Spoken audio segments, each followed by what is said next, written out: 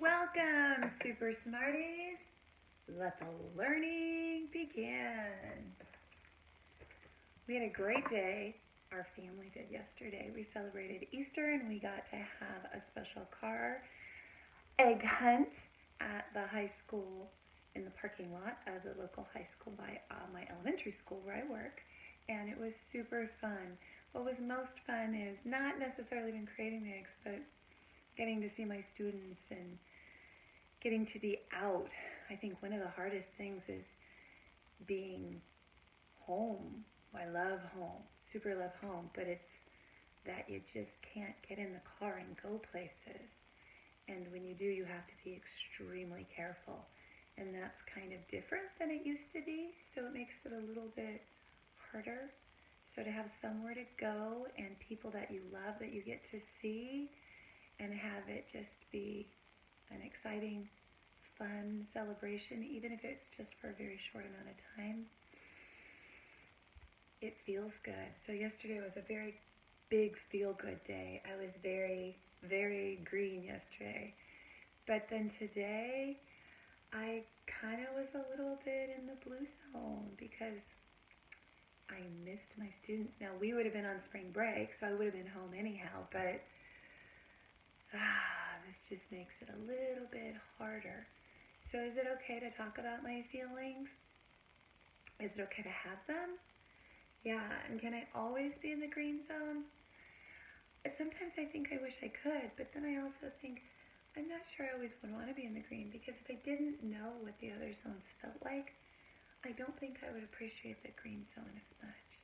It's a little like if I didn't get to stay home for so long, I wouldn't know how much I love being at work the way that I do and being with my students and getting to go all the places that often are obligations. So I guess sometimes it's good to feel other things and to experience things that we wouldn't necessarily choose, because it helps increase our gratitude. The good things that we feel and think about, the blessings and great things that happen in our life and the people that share them. So let's change the date. Now I wish I had a time machine. I want to go back to yesterday.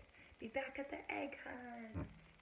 So yesterday wasn't Saturday. Yesterday was the first day of the week. I'm going to move the zones. Remember block talk. And try and yet. So yesterday was Sunday. Capital S-U... Oh, I forgot a face space. Capital S-U-N-D-A-Y. And then I'm going to move the period over here. That's in the past. So today is not Sunday. Today is the first day of the school week. Spring break school week. Today is Monday, so I'm going to move this information up. Capital M-O-N-D-A-Y. And then the period over there. And then tomorrow will be the third day of the week, the first T day, which is Tuesday. I'm going to look for it in my mind's eye. Tuesday. I hear 3 sounds before the break of day. That sounds funny. Tuesday. But I know there's 4 letters, so I'm going to reach in and pull loose my schema and try and dump it out on the board. And then I'm going to check my smart chart. Sunday, Monday, Tuesday. Capital T-U-E-S-D-A-Y. And then a period. So I don't hear the E here. Tuesday. So I have to take a picture so that I can remember it's there. In the future, I might leave it out, and then the word would not be spelled correctly. So yesterday was Sunday. That's in the past. Today is Monday. It's in the present. Tomorrow will be Tuesday. That's in the future. And it is no longer Sunday. And I always celebrate the resurrection of Jesus. But there's one day in particular that my family is so focused on, just not my own personal family, but my church family, the people I share my faith with, and the place that we all meet, like a little house. It's kind of God's house, where we meet to worship together. But we didn't get to yesterday. We just got to meet. Well, we didn't get to meet. We got to look at the same screen. Today is not Sunday. It is still April, but it's no longer the 12th. Embrace me. Today, I'm going to fix this Y. Space is, and I know that it's Monday. I go to the middle. Capital M-O-N-D-A-Y, comma, April. And yesterday was the 12th, so today is the 13th. I put a 1 in the tens place. I put a 3 in the ones place. 13. And let's see. Do I want to write a sentence, or do I want to write how I was feeling in the weather? It was very cloudy today. I kind of felt like the weather today. I felt gray like the weather today. Gray-blue. I felt gray like the weather today. I, space, felt gray, G-R-A-Y, like the, space, weather. And I'm going to do the back of me.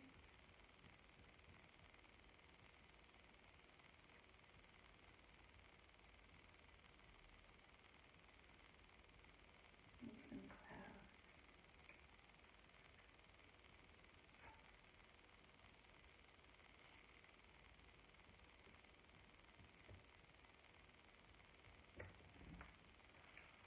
Today is Monday, April 13th, 2020. Oh, and I want to write the numbers, and there's not a lot of space here, so I think I'm going to put it here. I'm glad that I read it again, because when I read it again, my brain automatically went, wait, something is missing. Wait, go back, what's missing? And then in my head, I heard, or, la la, la la, la la. I could hear the sing-songy chant in my head. So that's part of the reason we do that again and again and again, because we're trying to get it to live in automaticity. So instead of always having to just look at the board and remember what belongs there, trusting our visual memory, I could hear it in my head, and it's an auditory memory. I could hear myself saying the date and adding the or and using the numerical representation of the date. And that way it triggered me back. So I'm telling you because I want you to think about that too. And I'm hoping that as we're working, you're remembering to put this into your composition book. And this kind of could be like a little log of the pandemic. So you could add your own feelings and things that you did that you would not normally have done, because if you were in school, you wouldn't be having quite the same experience that you're having at home. I hope. Okay, today is Monday, April 13th, 2020. So I'm going to transfer the 4 of April, a dash, the 13 of the date, another dash, and then a 20 of the year. I felt gray like the weather. This is me, so I labeled my picture, and this is just a sketch. I'm not adding other details to it because I just want you to see my message. If you didn't see my words, my message is I'm looking away, so I'm kind of contemplative and thoughtful, but kind of reflective. So I'm looking away, and then I'm looking at the world around me, and it's gray. So it doesn't give you like a great feeling of happiness or excitement. There's no one else in my picture, so it looks kind of isolated. I look alone. Doesn't necessarily mean I was sad. It could just have been being still. It was a little sad today, though. I felt gray like the weather. And because I didn't add any color, it's much easier to connect with my message. See, my message is up here. My meaning is, I felt gray like the weather, but my message shows me looking away with clouds, and it could be, maybe I'm waiting for someone to land on an airplane, or maybe I'm looking up in the sky and it's finished raining and I'm looking for a rainbow. So my message could be a little more difficult to see until you read my words and then you know my meaning. So the picture carries a message, and if the illustrator did a good job, it should lead into the meaning or fully support the meaning of the words once you read them. And then the meaning is completely in the words. So you can have a meaning without the message. The meaning can be just in the words. So when you come to chapter books, apart from the cover, often there's no picture at all, and sometimes on the cover there's not even a picture. So there is no message that's inviting you into the book to tell you a little bit about what it might be about. In picture books, it tells you a lot of what the book is about. And littler people who are still learning how to put letters together in an order where their sounds make sense, to read the words, can still read the pictures. That's early reading. Reading pictures is still reading. But message is in the picture, meaning is in the words. Yesterday was Sunday, today is Monday, tomorrow will be Tuesday. So I'm going to move this down. I think I'll take it completely off. And I'm going to take my smart cards, move them out of our way. And, hey, these are words that we work on in our house using. Oftentimes, big people have to remind little people to use them, and then later, little people have to remind big people to use them. That's a good sign when you become the teacher. So you know what this one is? When you need something, you say, please. When you've done something that probably you shouldn't have, whether you did it intentionally, you meant to, or you didn't, it's really important to tell someone else, I'm sorry. In my family, we also take it further to name what we're sorry for. And in my classroom, we do the same thing. And then we ask to be forgiven, because then it takes the burden of the pain that we put on the other person away. We ask them to let go of the hurt that we caused. We're sorry for it. We say what it is, and then we ask them to forgive us and let go of that hurt. Sometimes we forgive, and it's still hard to forget and let go. This is God bless you, and sometimes we say that at church, God bless you, but we also, in my house, we say, achoo, oh, God bless you, achoo, oh, God bless you. Long ago, it was believed that when people sneezed, like their soul left their body. That is not really what happens, but they would say, oh, God bless you, so God would put your soul back in your body. Otherwise, you just become, I guess, a sack of bones. Now, you don't have to say God bless you. You could just say bless you. And when someone helps you or you get something wonderful, you can say thank you. Really cool. This week, I got a box from one of my favorite bookstores. It is a store, but I don't usually go to the store. I usually shop for it online, like I love to shop on Amazon.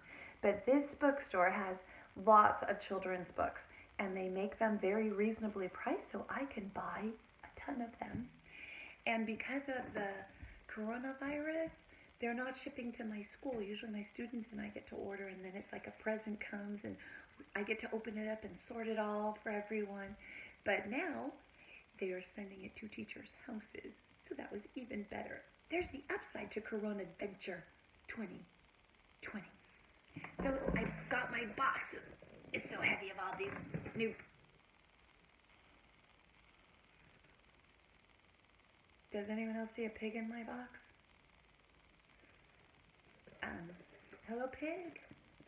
Yes. I was telling everybody about my Scholastic box. It's such an awesome box, and it had like all these amazing things inside of it, but it didn't have a pig in it when I got it today.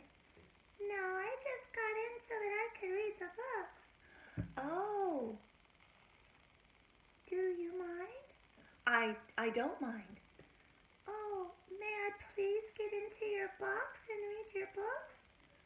Sure. It looks like you kind of were already doing that. Oh, I was. I'm sorry. I should have asked first. Well, that's really okay, but I do appreciate that you asked. Why did you ask me? Because that's called having manners. Manners? I don't really know what manners are. I'm trying to teach her and you're kind of disrupting my lesson. Oh, I'm so sorry. That's very rude of me. Oh, okay. Will you please excuse me? I'm so sorry. Sure. Can I tell you something first before you do your lesson? Yeah, sure. I'd love to know something that you want to tell me. Well, it's very important that everybody knows about manners. And I am a polite pig. What? A polite pig? Yes, I have very lovely manners. I didn't know pigs were polite. Why did you not know we're polite? Well, I guess that I thought that pigs were kind of rude. What? We are not rude. We are very, very polite. We have manners. And you should have manners too. I have a special book about my manners. Maybe Dr. Robinson will read it to you. Oh, I'd love to. I can't right now. Do you think it's something that I could maybe do later? Of course. Will you please read the Book of Manners to all of my new friends? Of course I will. Did you want to show it to them? Yes, I do. Here's my book. You can look for it. Probably on Amazon. I don't know if Scholastic has it. I don't know. Let me look inside. You know, when you look at a book and you want to know where you could find it to buy it, the first thing you have to look is on the cover at the title. So you need to know the title of a book if you're interested in purchasing it. You also need to know who the author and the illustrator is. Often if you don't know the illustrator, you still can find a book for purchase by knowing the full title and the author's name. Now, some books will be published originally by one company and then published by another. Scholastic does that a lot. They buy the rights to books, and then when they publish them, this book, see how it's made out of a hardcover? What Scholastic does sell hardcover books, but what they sell a lot of are softcover books. See this? Now you have to be careful with them, but this book is How to Track an Easter Bunny. And I would not read this every single day for the entire school year. I would only read this in April or in March, depending on when my spring break was with my students. I would only read it during the spring, before the break, and before we went on spring break, because it usually hovers around Easter, or we celebrate Easter. And we do a lot of fun things in our class that have to do with Easter. We do talk about the bunny. And in March, we try and we try and trap leprechauns to get their gold. So it's kind of fun to think about not trapping an Easter bunny, but tracking an Easter bunny, following them to be able to know where they are so that you can find them. Hunters will track animals, but we're not hunting this animal to eat him. We are hunting him to find out where he is to get our eggs. So Scholastic often will take the publishing rights and buy them so that they can mass publish, which means make a whole lot of them, sell them for less money so lots and lots and lots of children can have them. Now what Scholastic does a lot of too is they donate books to schools with children who maybe couldn't otherwise afford a book on their own and maybe can't get to a public library or don't maybe have as many books in their school library at their reading level or interest level. And so this way, their teachers and their administrators and families and even the children can get additional books into their hands to read. Because remember, reading is one of the most important school skills you are ever going to do. But the other thing that you need to know about a book is the ISBN number. It's kind of like in classes a lot of times I give out student numbers, so that's kind of like your school name, your number. And you get a school ID that follows you when you go into the cafeteria or you go into the library. You need to know that number. So it's kind of like your special school number. Well, books have special numbers too. And the ISBN number is often on the dedication page or opposite the dedication page, or it's opposite the title page. And it's a page that has tons and tons and tons of tiny little print, because by law, all that print needs to be in there so no one can steal the book rights.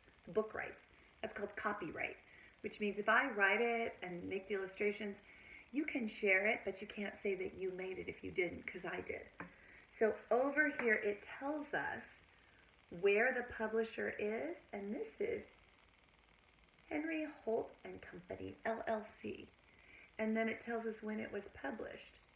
Now, this publishing company has been around since 1866, but this book wasn't published then. And it's in New York City. This book was first published in 2003. This is 2020. That is like 17 years ago, depending on where in the year it was published. Wow. This book is very old. Probably like this pig. Oh, I wasn't trying to be rude. Hey, pig, did you bring something else? I did. What else did you bring? Because it looks like there's something else in this box besides my books. Oh. The heart of being polite is in manners. And those words have to do with manners? Yes. I was very concerned, though, that you thought pigs were not polite. Why did you think that? Well, I guess because I've been to a farm and the pigs were like rolling in the mud and they had this food and they were like...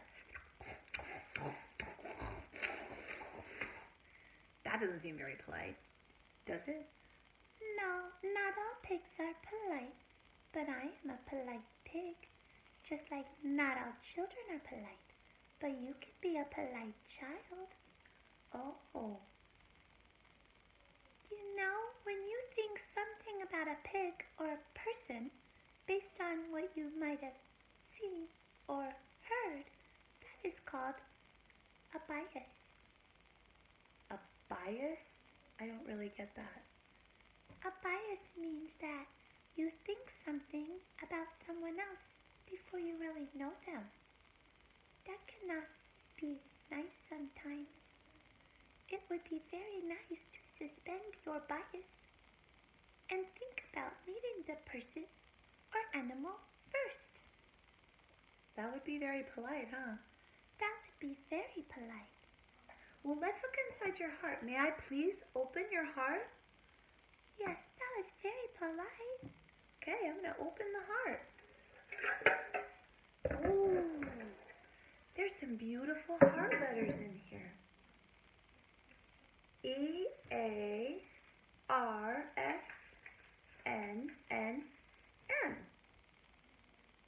This is what's most important to my heart. Can you give me a clue? Because I think it's your mommy. It is my mommy is most important, but this is an idea that's most important. It starts like mommy. It starts with Okay, well, how about we build this mixed up word? So here is an M for mommy. Can you give me another clue? Of course. The next clue is a very important clue. It's a vowel, and it says its name, a, an S. It's a vowel. Well, E is a vowel, and A is a vowel. E says its name, but it doesn't say A. A says A. A says A. Ma. At the beginning of my word, there's a man hiding in it. What? There's a man hiding at the beginning of your word? Man. Oh, I get it. A man. That's kind of silly. Right, but it's not that kind of man. Oh, okay. It's not like a human man. It's like, sounds like man. But man. Can you give me another clue? I'm getting a little stumped. Yes. If you saw a spider and you heard the sound at the end of his title, you would have the sound at the end of my word. The title of a spider? Spider. Spider. I know what that is. That's ER. E-R.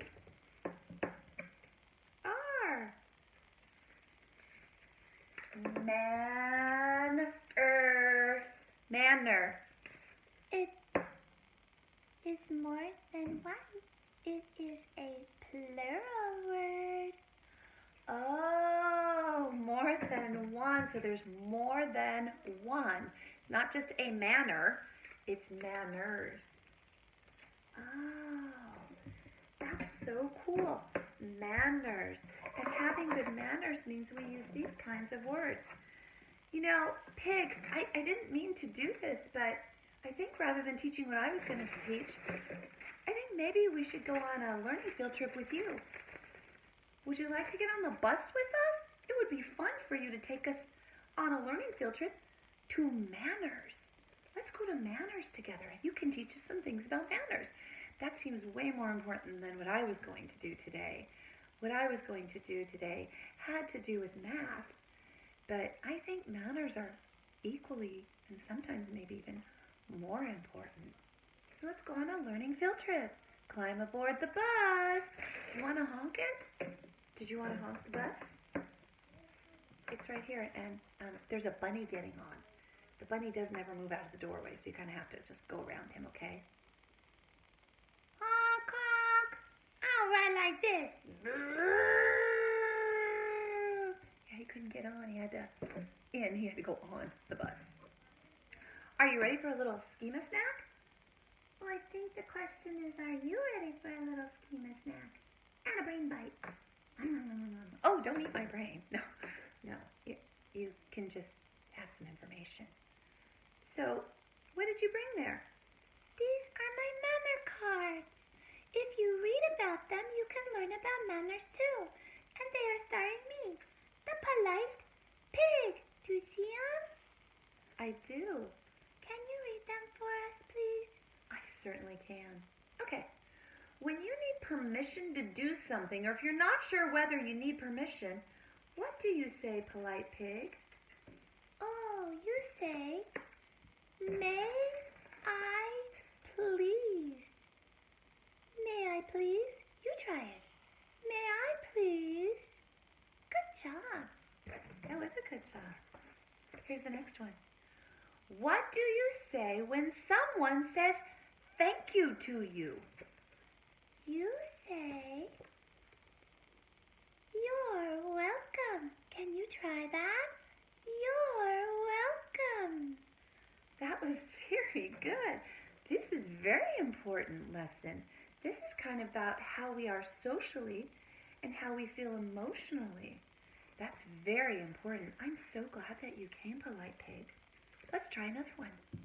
What do you say when someone gives you a gift or does something nice for you? What do you say, polite pig?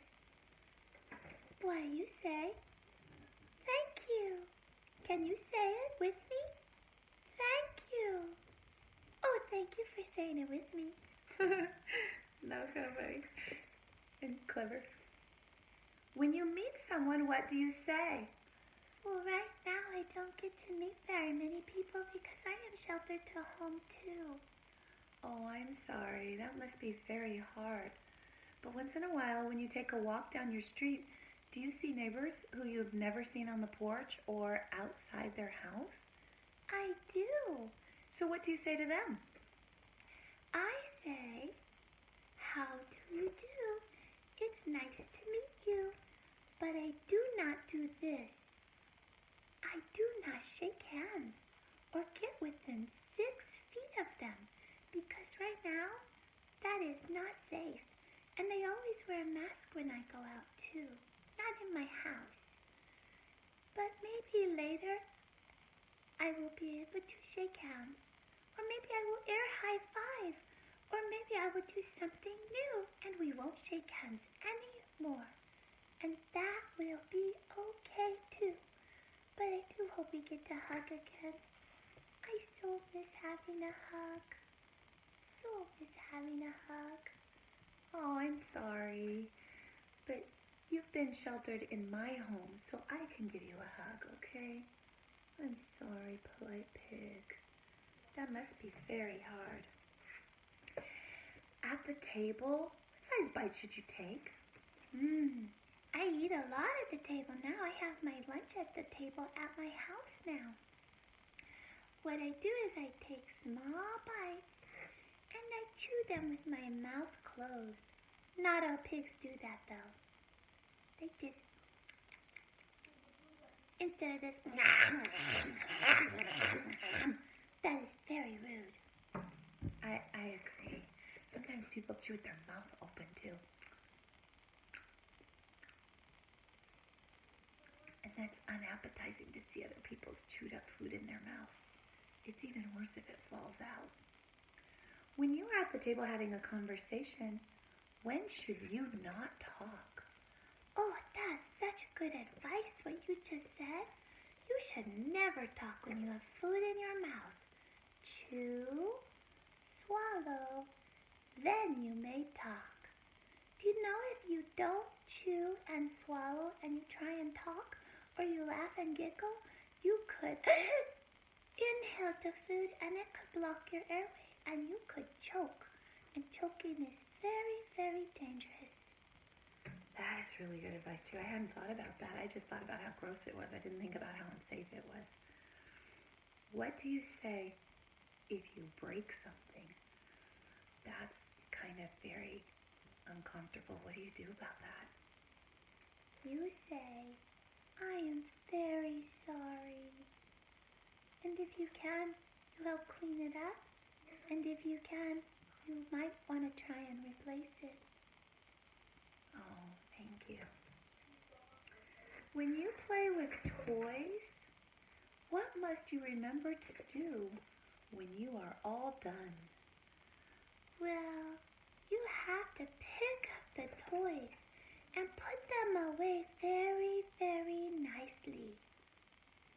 That is really good advice, especially now because if you're sheltered to home, it's really hard for a lot of people to stay in the same place all the time. In our classroom, we all work to clean up so that it can be safe for all of us to sit down and so nobody goes crazy because there's toys everywhere. At home, it's a good idea for you to put all the toys away too so nobody goes crazy there either. Plus, it's very respectful and very responsible and very intentional. And so you should do it very mindfully. In the classroom, what should you do? Well, right now the classroom is the house, and the teacher is the mommy and the daddy and the grandma and the grandpa and the care provider. The home support provider is now the teacher. So the rules of school apply at home too. So when you are in the classroom, you have to listen carefully to the teacher. Now since you are in the classroom at home, you have to listen carefully to the home support provider. If it's a mommy, a daddy, a grandma, a grandpa, an auntie, an uncle, or just someone who loves you and takes care of you, you need to listen to them just like you listen to a teacher. That is good advice. You should try not to burp in public, but if a burp surprises you, what do you say? This has happened. Sometimes it's a burp that comes out of your mouth. Sometimes it's a burp that comes out of your bottom. Some people call that a fart. We call it passing gas out of your mouth and out of your bottom. What happens if you pass gas in public? So embarrassing. Sometimes people laugh and my face turns red and I just don't want anyone to laugh at me. But I think everyone, if I start laughing, yeah, you start laughing too. So if your bottom starts laughing, people start laughing when someone is laughing. So that's why people laugh when there's a bottom burp. Because it just sounds like a little laugh coming out of your bottom. And we usually laugh when other people laugh. People laugh. But what should we say? You should say, please excuse me. Oh, that's very good advice. You know what? The time is getting away from us. That means it's getting very, very late.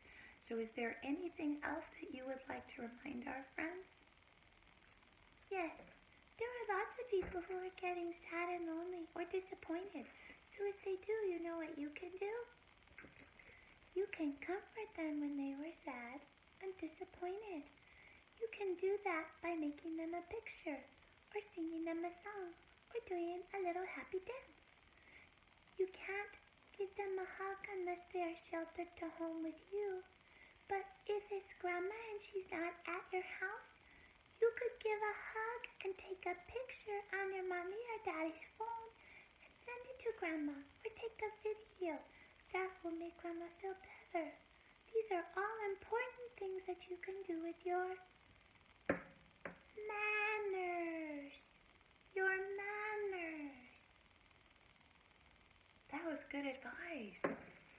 You know, we were talking earlier, well, I was talking earlier before I saw you on the Fox, about what happens when somebody sneezes. If somebody sneezes, what do? Well, you can say bless you and say it again when they sneeze again, because often they'll sneeze in twos. So in my home, we say God bless you, but in other people's homes, often they just say bless you, and either are just fine. There are some things that we say at home that we don't say in public the same way, because that's the culture of our home. And if it's accepted in your home, it's accepted in your home, as long as it isn't naughty. We don't repeat those words. But sometimes school-friendly language, church-friendly language, park-friendly language, playdate-friendly language, language outside of our home, what we often try and do is make it friendly for everyone. So someone who wouldn't normally say, God bless you, they might just say bless you. Often we'll just all say bless you so that they feel comfortable hearing it, and what they say they feel comfortable saying. So it's important that you find out from your mommy and daddy which words they would like you to use at home. And then when you come to school, sometimes things that you will say at home, we'll say, we're going to use school-friendly language. School-friendly language thinks about how everybody feels and how everybody talks. This was really great. I super enjoyed having our calendar crashed by my polite pig. Thank you for sharing all that great information. I really do appreciate it. I look forward to sharing information with all of you on another video. Until then, goodbye, Super Smarties. Come back again, ready to learn, and I'm going to use my manners. Please, please, thank you for spending time with me. Bless you, God bless you. Thank you for spending time.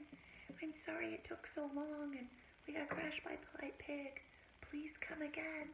I'll be so happy if we can share another video. Alright, so catch some pride, put it inside. Here's some love for later. And you took some of my schema and you took some of polite pig schema. So, till we meet again, super teacher